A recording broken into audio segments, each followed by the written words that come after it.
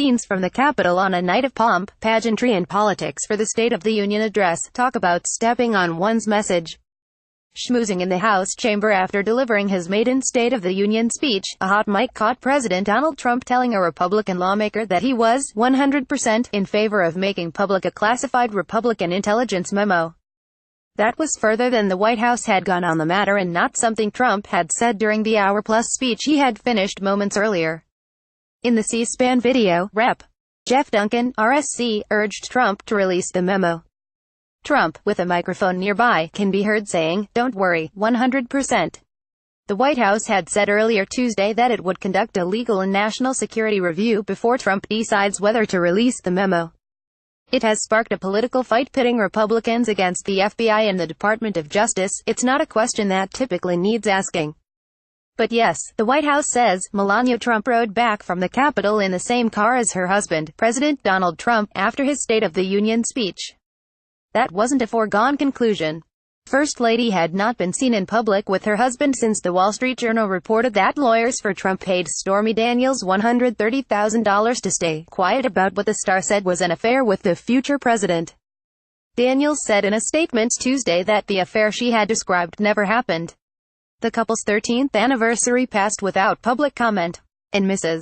Trump abruptly canceled her trip with the president to Davos, Switzerland, for an economic summit. Mrs. Trump traveled separately from her husband to the Capitol for the address. Her aide said she had held receptions at both places for the guests seated with her for the speech. The president began his speech by acknowledging the First Lady, along with other congressional leaders. Mrs. Trump did not visibly react. It wasn't the longest State of the Union address.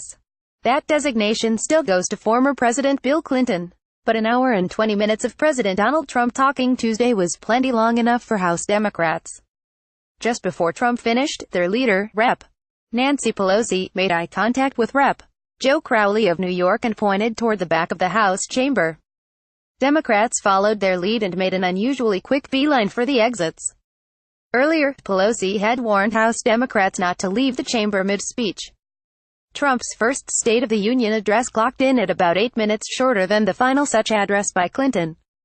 They could all agree to support 12-year-old Preston Sharp and his project to plant flags on the graves of veterans. But it was a different story when President Donald Trump used that good deed to scold athletes, ahead of the Super Bowl, who kneeled during the national anthem. Members of Congress, the cabinet, the Supreme Court and assorted guests applauded Trump's shout-out to Preston, who noticed that not every grave was decorated with the flag at the California Veterans Cemetery where his grandfather was buried. He started collecting donations and, 2 years later, had decorated 23,000 graves. Preston's reverence for those who have served our nation reminds us why we salute our flag, why we put our hands on our hearts for the Pledge of Allegiance, Trump said during his speech, drawing applause. But the mood changed when the president added, and why we proudly stand for the national anthem. GOP lawmakers erupted in applause. Democrats were far more muted. Trump was a leading critic of NFL players, predominantly African American, during last fall's protests. Vice President Mike Pence abruptly left an Indianapolis Colts game after almost 24 members of the San Francisco 49ers knelt during the Star-Spangled Banner. Their leader, Nancy Pelosi, warned Democrats to behave during Trump's address and let the attention be on his slobbering self. The president didn't slobber. Some Democrats couldn't hold back, especially when Trump mentioned immigration issues. "Oh, come on, Rep. Joe Crowley, DNY, audibly enough to be heard in the gallery overhead, as Trump mentioned open borders, letting in drugs and gangs.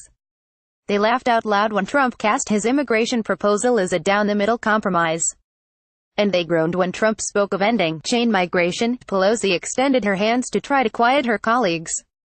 Rep. Rodney Davis, RL, strolled through the Capitol before the speech with a guest who was attracting more attention than he was. Tall and sporting a ponytail was Jason Worth, an outfielder who played the last several years for the local Washington Nationals. Worth said he has an organic farm in Davis's district. Asked if he was a Trump supporter, Worth said he was a moderate. "I'm just spreading my wings a little bit," he said. Associated Press writers Matthew Daly and Alan Fram contributed to this report. Follow Kelman on Twitter at www.twitter.com/applauria-Kelman.